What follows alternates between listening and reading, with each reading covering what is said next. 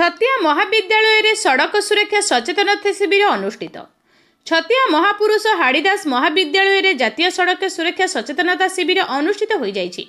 एही कार्यक्रम रे मुख्य अतिथि भाव चंडीखोल परिवहन अधिकारी संबित कुमार जोगदे आजिर छात्र छात्री देशर भविष्यत जीवन भी आमर बोली कहिथिले।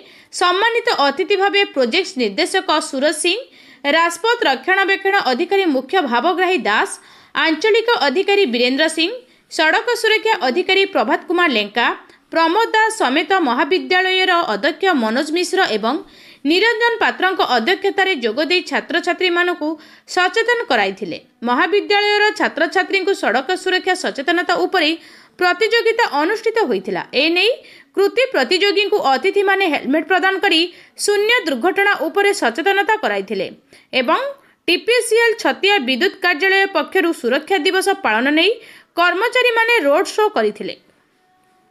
जाजपुररु ध्रुवचरण साउंक रिपोर्ट, निर्भीक न्यूज।